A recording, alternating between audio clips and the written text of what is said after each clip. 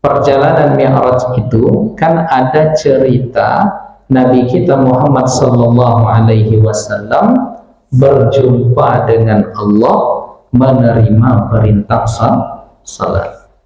Nah, lalu bagi orang-orang yang punya keyakinan Allah bertempat, bertengger, duduk di aras, inilah yang menjadi dalil katanya bahwa Allah bertempat, beralamat di aras, karena Nabi Muhammad diangkat di sana, diangkat ke sana, terjadi perbincangan antara Nabi dengan Allah Subhanahu wa taala.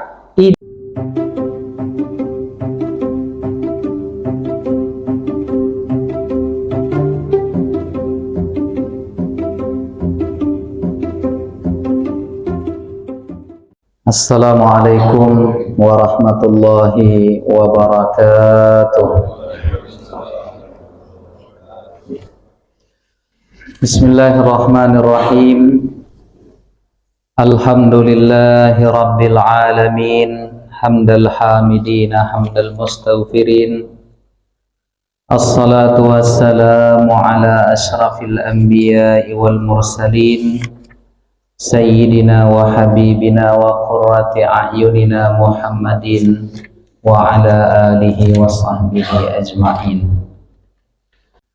Bapak Ibu hadirin hadirat yang dimuliakan oleh Allah Ta'ala, kita lanjutkan kembali kajian tauhid, kajian akidah Ahlus Sunnah wal Jamaah, yang kita ambil pembahasan pokoknya dari kitab Aqidah At-Tahawiyah. Berkata Al-Imam Abu Ja'far At-Tahawi rahimahullahu ta'ala, apa kata beliau? Wal mi'raju haqqun. Kejadian Mi'raj atau yang kita kenal dengan peristiwa Isra dan Mi'raj, haqqun, itu adalah sebuah kebenaran.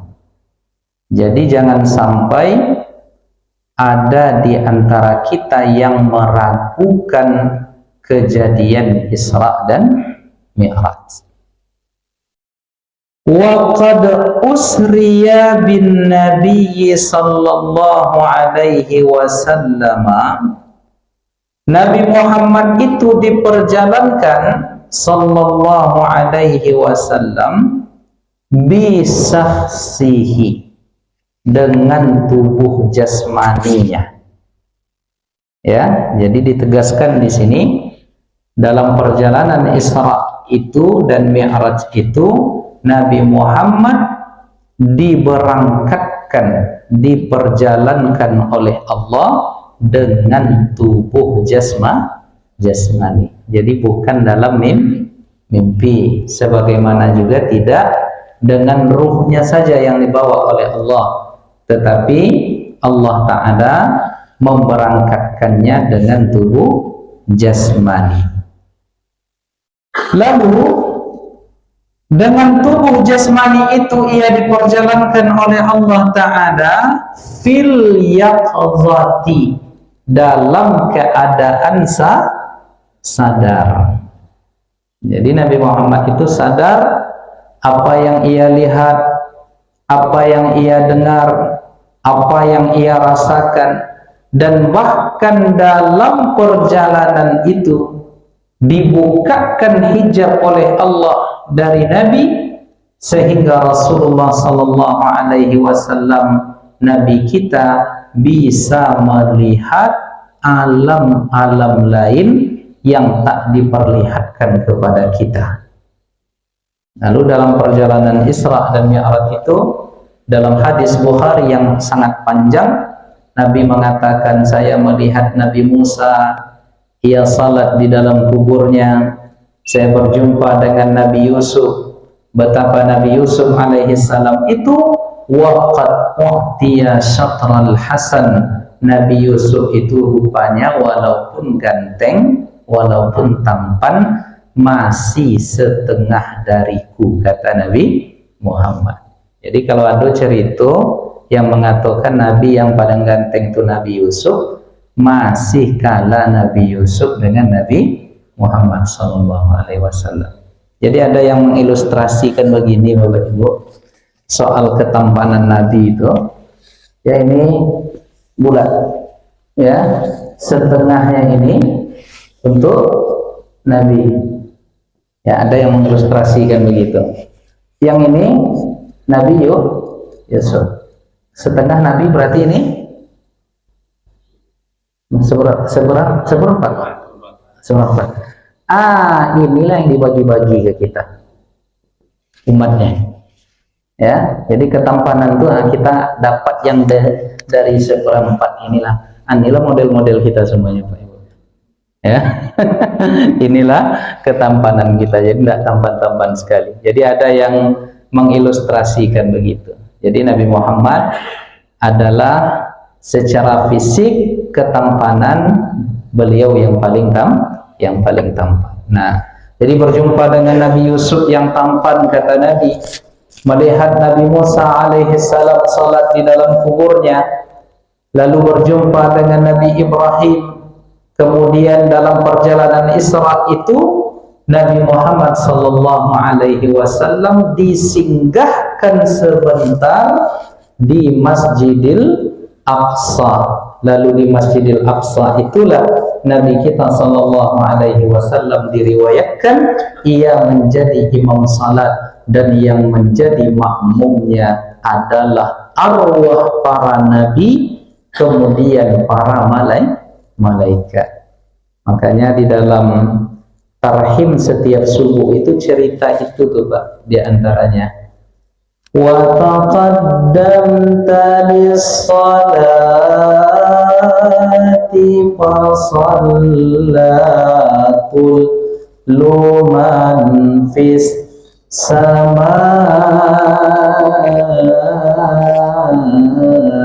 wa antal. Ada yang hafal? Ini dah jarang baca tarhib nampaknya ini, ya. Wa antal imam.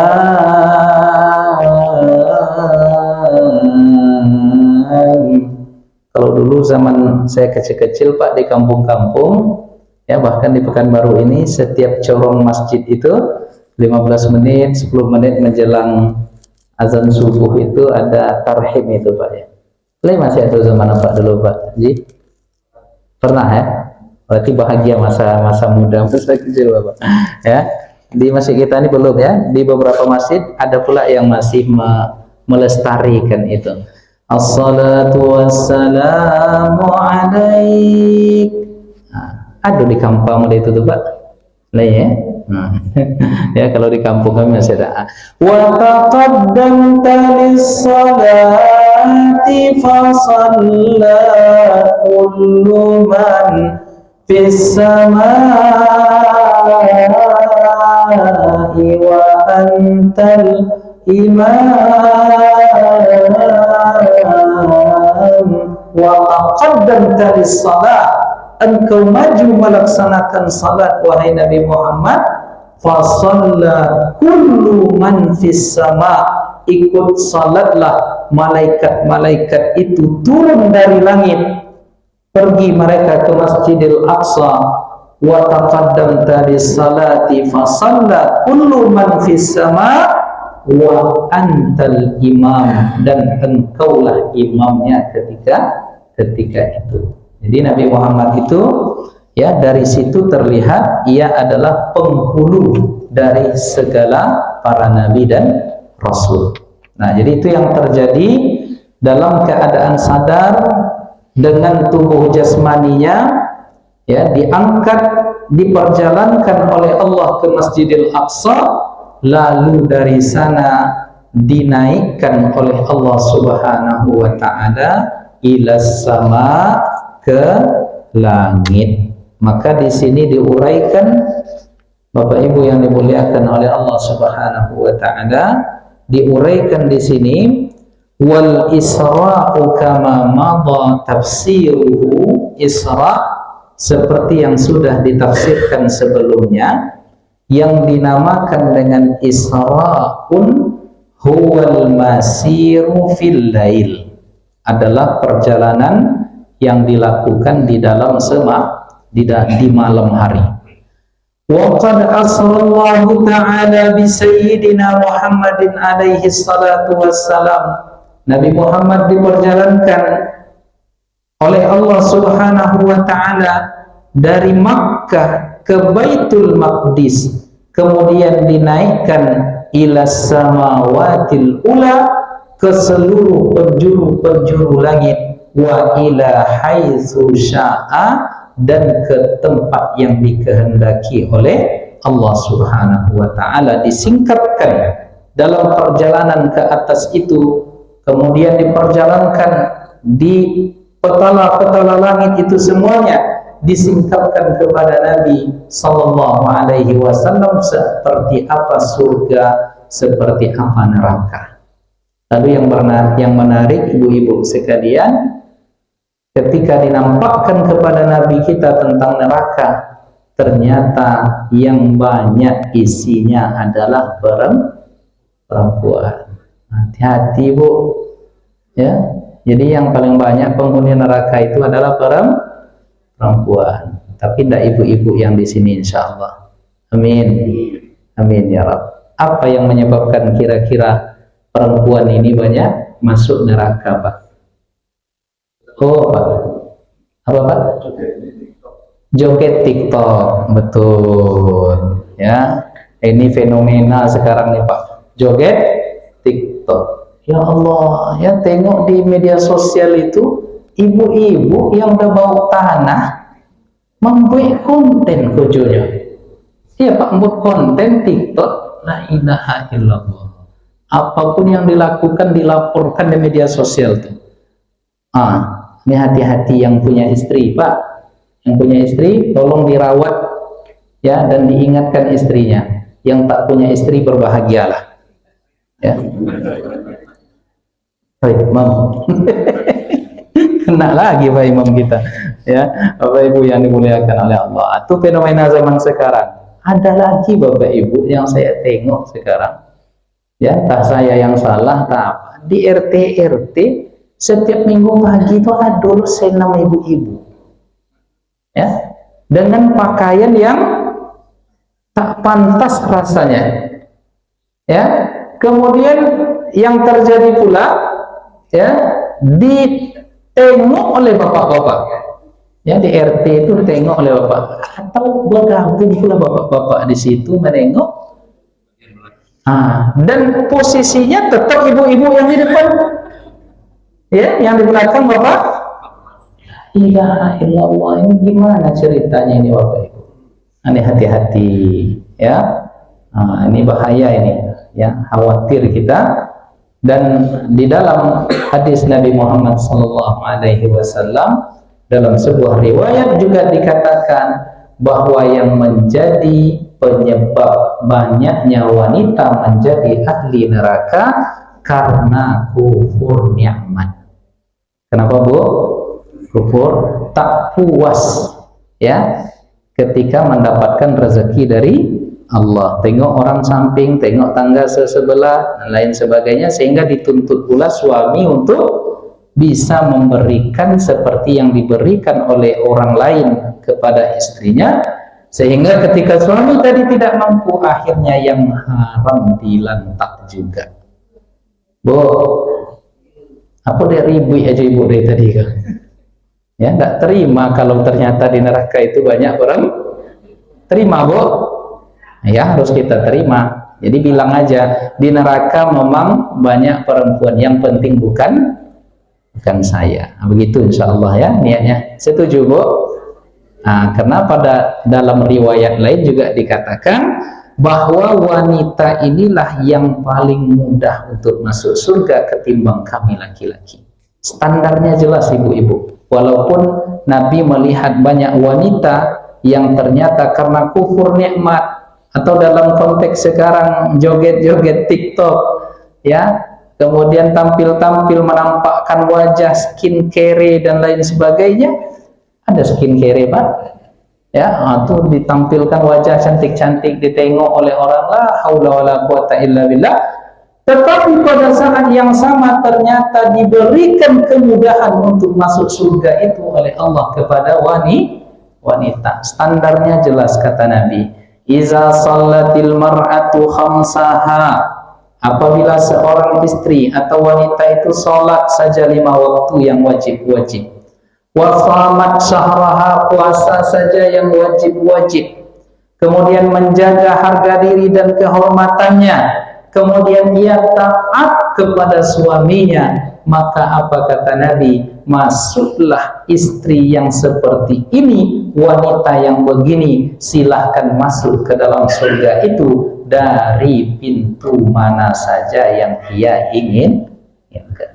Kan indah itu Bu, ya, sholat yang wajib-wajib aja, puasa yang wajib aja, udah cukup kata Nabi. Tapi ya, yang wajib itu dikerjakan, lalu dijaganya kehormatan dirinya, ndak payah senam-senam loh, ya, tidak pergi dia tiktokan, nah ya, dan lain sebagainya, dijaganya kehormatan dirinya, kemudian taat kepada suaminya pada hal-hal kebaikan, masuklah ke dalam pintu surga itu melalui pintu yang mana saja. Jadi kalah kami sama ibu-ibu. Tapi hendaknya nanti sama-sama juga lah kita jamaah Nurul Fajar ini ya dimasukkan ke dalam surga. Ya, antri kita di pintu surga nanti. Ya Bu ya, ya Pak, biarlah ketika antri itu saya di depan. Ya, saya depan, dibukakan pintu tuh, apa nampak Pak Mul, saya tutup lagi. Kata Pak Mul, biarlah Ustadz masuk dari pintu ini saja, kami masuk dari pintu. Banyak pintu yang rupanya lebih menyambut ya. Allahumma amin. Mudah-mudahan Allah berikan kita karunia surga, mati dalam keadaan husnul khatimah. Nah, jadi dalam perjalanan itu seperti yang dikehendaki oleh Allah Subhanahu wa taala, wa hadzal amru, maka perkara ini la yanbaghi an yunkirahu wahidun mimman yantasibu ila dinil islami, yang tak boleh diingkari oleh orang yang mengaku Islam, tak boleh diingkari perjalanan Isra dan Mi'raj ini. Fala yajuzul qawlu bi anna hadzal intiqal mustahil, tak boleh pula kita akal-akali, kita nyatakan bahwa perjalanan Isra dan Mi'raj itu tak mungkin. Tak mungkin atau mustahil. Kan ada orang yang menolak itu. Bagaimana cerita dalam satu malam bisa pula ke Baitul Maqdis, sedangkan perjalanan Makkah Baitul Maqdis itu 2 bulanan katanya. Ya, bagaimana pula dari situ bisa berangkat ke langit sana, menuju segala petala-petala ruang-ruang langit, diperlihatkan kepada Nabi kekuasaan Allah, linuriyahu min ayatina, kami tunjukkan, kami perlihatkan kepada Nabi sallallahu alaihi wasallam di antara kebesaran tanda-tanda keagungan Allah Subhanahu wa taala. Tetapi persoalan Isra dan Mi'raj ini, inna hadza mimma yajuzu aqlan, ini secara akli bisa terjadi, wala yastahil, dan tidak mustahil, illa fil adah al-bashariyah, kecuali kebiasaan manusia seperti kita. Jadi kalau kita ya tentu tidak bisa, adat kebiasaan kita tak mungkin ya. Tetapi jika Allah sudah berkehendak, maka bumi ini dilipat oleh Allah, jauhnya itu tak terasa jauh ya. Perjalanan itu ya dikawal oleh Jibril dan dibawa oleh binatang yang dinamakan dengan Buraq. Nah, jadi fa fi dzalika zaman, pada saat itu perjalanan panjang dari Makkah ke Palestina di satu malam mustahil. Tetapi pada hari ini ya, dengan ditemukannya teknologi dan Allah berikan kepada kita instrumen-instrumen untuk itu, maka perjalanan yang panjang itu menjadi lebih mudah untuk dijangkau. Jadi untuk konteks dulu mungkin mustahil, tetapi pada zaman sekarang mudah sekali, bisa naik pesawat ya superjet yang kecepatannya luar biasa. Maka belum lagi kita belum lagi mungkin iman berbicara menerima ini, tetapi secara akli di zaman dulu jauh, tetapi di zaman sekarang malah menjadi dekat. Mudah-mudahan nanti Bapak Ibu ada pula hendaknya kesempatan kita untuk berziarah dan salat di Masjidil Aqsa. Amin. Ini ada ibu yang tetangga saya, itu tahun lalu ya, umroh plus Al-Aqsa. Jadi kita buat ulalah programnya nanti ya, program umroh Masjid Nurul Fajar plus Al-Aqsa. Amin. Tenang aja, nanti saya yang bayar ya, aman itu Bu ya, saya yang bayarkan ke travelnya, maksudnya Ibu setor dulu ke saya. Insya Allah ya, karena memang ketiga masjid itu kita dianjurkan, Masjidil Haram, Masjid Nabawi, dan Masjidil Aqsa di Palestina, tanah yang diberkahi oleh Allah Subhanahu wa Ta'ala. Lalu berkata Al-Imam At-Taftazani di dalam Syarah Aqaid An-Nasafiyah, ini ada perluasan pembahasan yang disampaikan oleh yang mencatat syarah dari kitab ini, Dr. Abdullah Saleh Kamil. Fal isra'u minal masjidil haram ila baitil maqdis qat'iyyun sabata bil kitab. Jadi perjalanan ini dari Masjidil Haram ila Masjidil Aqsa alladzi barakna haulahu, itu qat'iyyun, sebuah kepastian yang mesti kita imani, yakini dan terima, sabata bil kitab, yang sudah diinformasikan oleh Al-Qur'anul Karim. Wal mi'raju minal ardi, kemudian mi'raj itu artinya naik, Isra itu perjalanan dari Masjidil Haram ila Masjidil Aqsa dinamakan Isra, dari Masjidil Aqsa dinaikkan ke atas dinamakan dengan mi'raj ya. Lalu mi'raj itu dari bumi ke langit, masyhur pula ceritanya yang mesti kita terima. Wa minas sama'i ilal jannah, lalu dari langit itu yang sangat luas itu dibawalah Nabi Muhammad itu ilal jannah, ditengokkan surga ya, awil aras, kemudian dinampakkan kebesaran aras, aw ghairu zalika ya, dan yang lain-lainnya dari informasi mi'raj itu, Bapak Ibu yang dimuliakan oleh Allah. Lalu diuraikan di sini summas sahih, kemudian yang paling sahih ya dalam persoalan perjalanan mi'raj itu, kan ada cerita Nabi kita Muhammad sallallahu alaihi wasallam berjumpa dengan Allah, menerima perintah salat. Nah, lalu bagi orang-orang yang punya keyakinan Allah bertengger duduk di aras, inilah yang menjadi dalil katanya bahwa Allah bertempat beralamat di aras, karena Nabi Muhammad diangkat di sana, diangkat ke sana, terjadi perbincangan antara Nabi dengan Allah Subhanahu wa Ta'ala. Ini yang dicoba diuraikan oleh yang mengomentari kitab ini. Maksudnya bagaimana? Maksudnya di sini kata beliau, yang disebutkan bahwa Nabi berjumpa, melihat Allah, berbincang dengan Allah itu, ra'a rabbahu bi fuadihi la bi ainihi.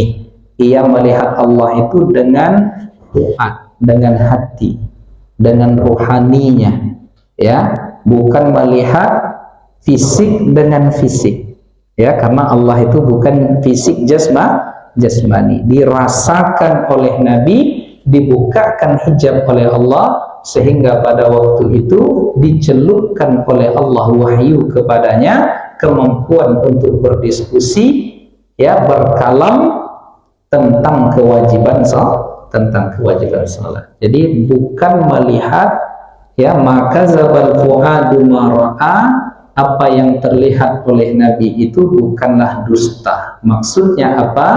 Bahwa pada saat itu Nabi Muhammad memandang keagungan Allah dengan ruhaninya, bukan dengan pandangan mata. Dan ini sesuai dengan salah satu ungkapan yang jika tidak silap, ya, ketika ditanyakan kepada Ali bin Abi Thalib oleh Zaid al-Yamani, apakah engkau melihat Tuhanmu?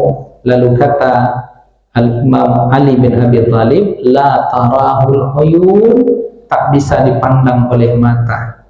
Kenapa? Karena kaji kita pada bulan yang lalu, Allah itu tidak terpasung dengan enam arah tadi, ya. Nah, jadi tidak boleh disematkan atribut-atribut makhluk, ya, dan dibayangkan, ya, Allah duduk bertengger, kemudian punya kaki, punya tangan, dan lain sebagainya. Tidak boleh ada pemaksaan yang demikian, karena kata Imam Abu Ja'far At-Tahawi, siapa yang memaknai Allah dengan segala sifat manusia, faqad kafar, bisa jatuh kepada kafir. Hati-hati, ya, sama persis dengan manusia, tuh hati-hati.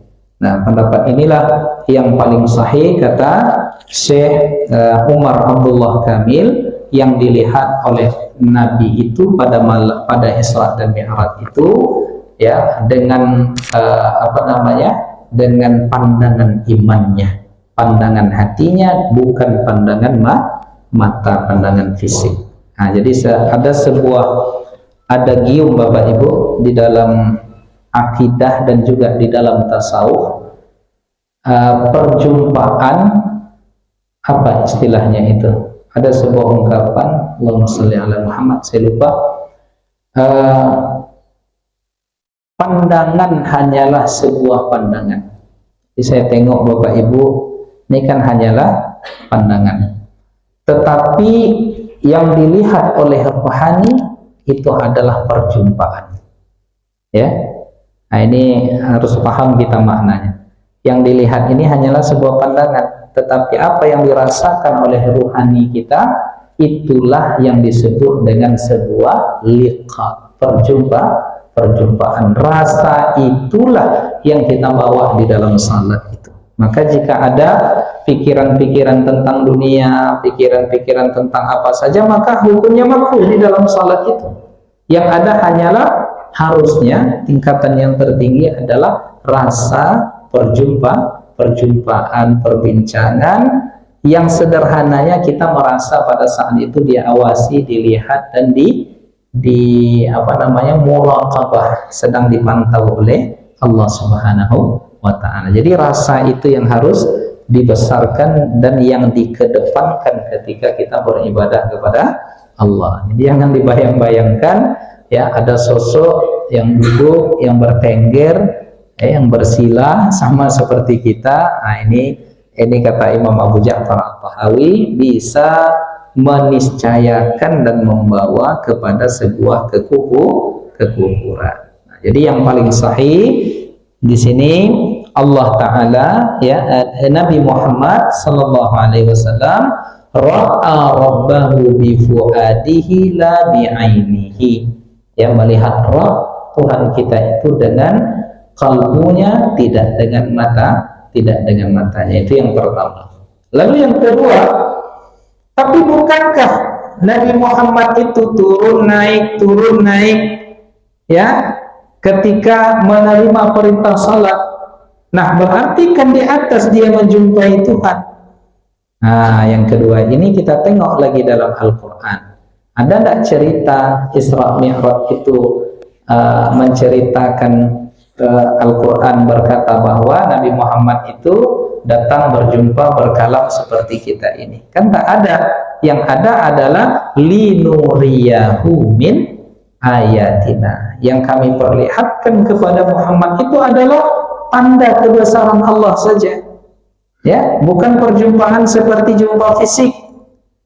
Ya, Nabi Muhammad diperlihatkan para nabi, diperlihatkan para rasul, diperlihatkan surga, diperlihatkan neraka dan lain sebagainya, dibuka, disingkap oleh Allah Ta'ala pengalaman batin yang seperti itu.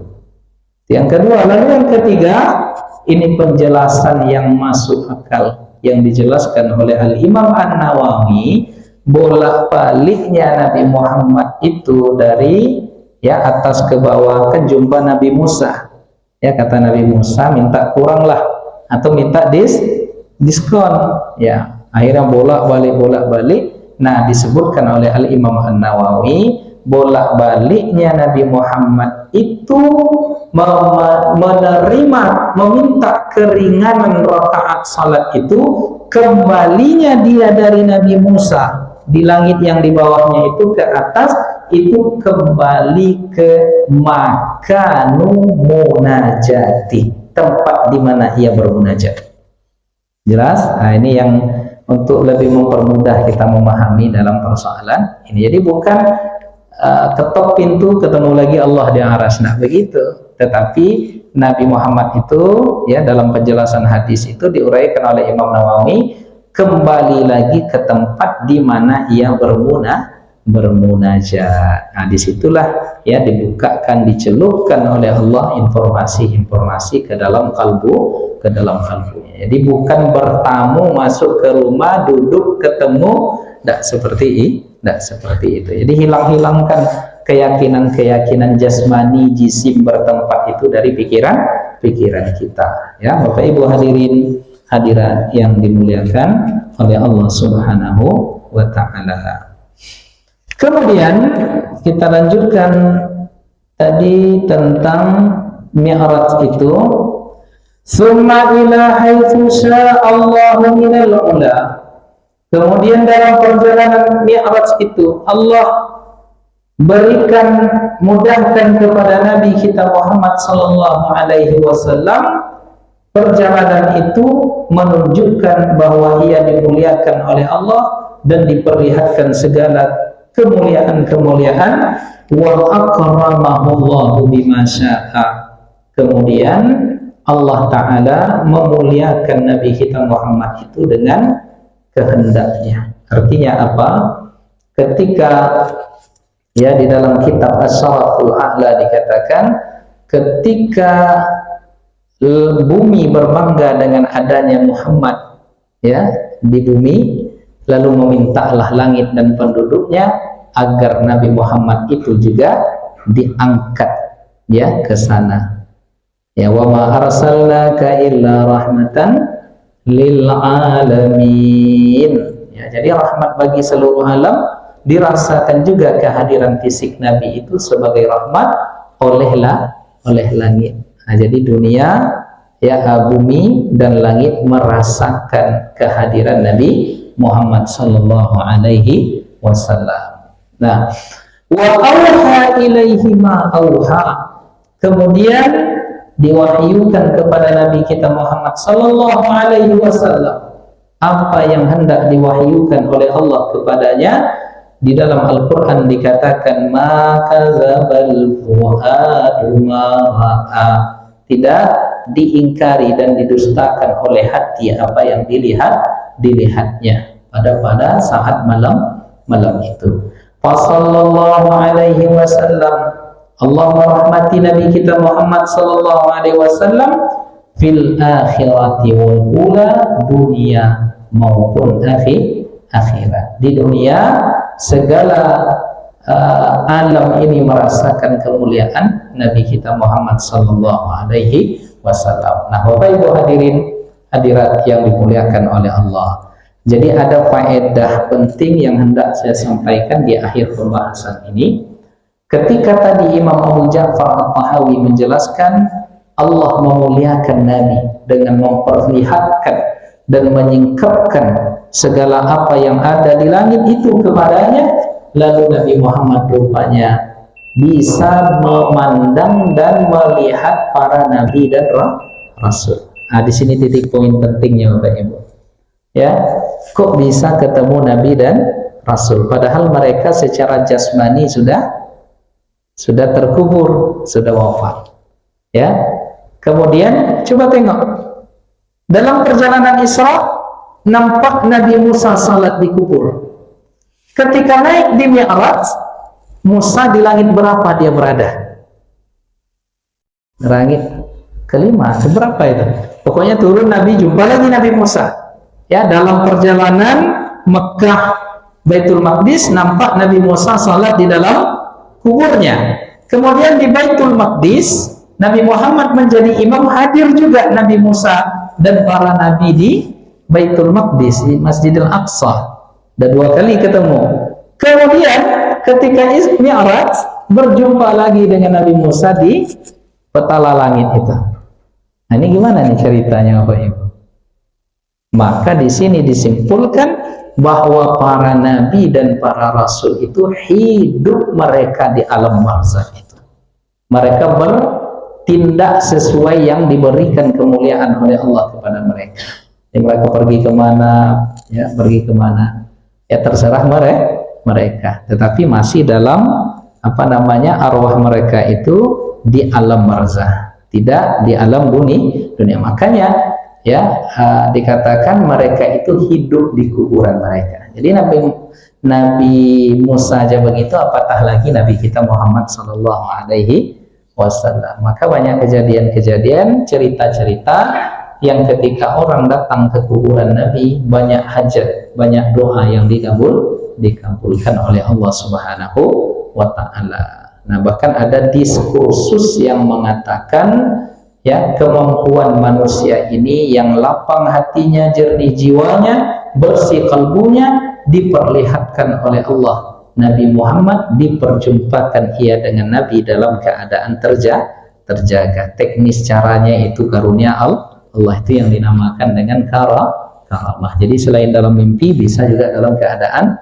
terjaga. Teknis caranya wallahu a'lam. Ya, itu namanya karamah. Ya, tak bisa kita pungkiri karamah yang Allah berikan. Ini bagi yang berpendapat memang bisa seperti itu, seperti yang diuraikan oleh Al-Imam As-Suyuti. Jadi para nabi itu Bapak Ibu ya lalu lalang ya di malam itu ya berjumpa dengan Nabi Muhammad. Jadi mereka menikmati hidupnya di alam barzakh. Nah, kemudian lalu salat apa yang dilakukan oleh Nabi Musa? Ya, salat apa itu? Ibadah bagaimana yang mereka lakukan di alam kubur mereka? Itu bukan lagi ibadah yang dibebankan kepada mereka, tetapi itu hanya mereka melakukan ibadah kepada Allah itu, baik salat dan lain sebagainya di alam kubur mereka. Itu bukan ibadah taklif ya, yang memang dibebankan untuk mereka, tidak, tetapi hanya pengen ibadah aja ya, pengen ibadah semacam kehausan untuk merasakan nikmatnya beribadah. Jadi ada aspek-aspek rohani yang diperlihatkan kepada Nabi dan alam-alam rohani yang disingkapkan kepada Nabi sehingga bisa berinteraksi dengan para nabi-nabi dan rasul yang sudah wafat. Jadi ini juga keyakinan akidah kita. Jadi yang mati itu hanya fisik ya, yang dikubur itu fisik, tetapi ruh, jamak dari ruh itu adalah arwah itu. Nah, berjumpa-jumpalah dia nanti dengan sesama arwah, saling berkunjung dan lain sebagainya. Jadi siapa yang wafat di antara kita duluan nanti datang-datanglah ke mimpi kami, Pak Bu ya. Nah, ceritakan apa yang dijumpai di sana, karena arwah itu bisa ketemu dia. Jadi kalau Pak Imam lebih dulu meninggal misalnya ya, datang-datanglah ke kami dalam alam mimpi itu, ceritakan cantik enggak bidadari di sana.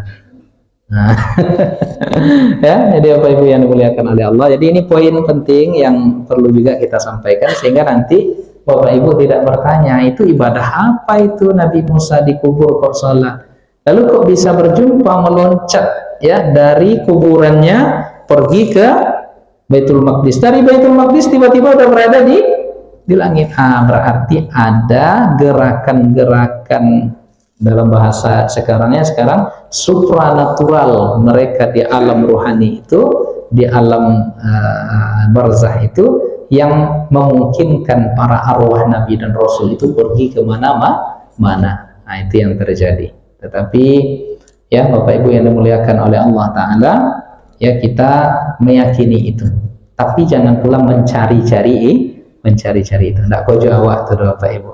Manuang terikat jalan zikir-zikir kok nak masuk aja Nabi Musa. Nah itu kau jawab.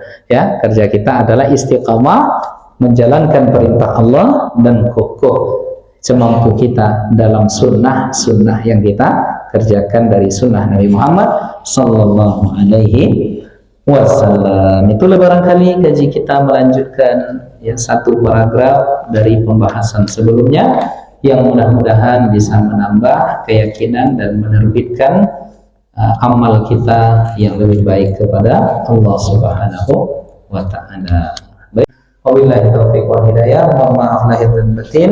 Assalamualaikum warahmatullahi wabarakatuh.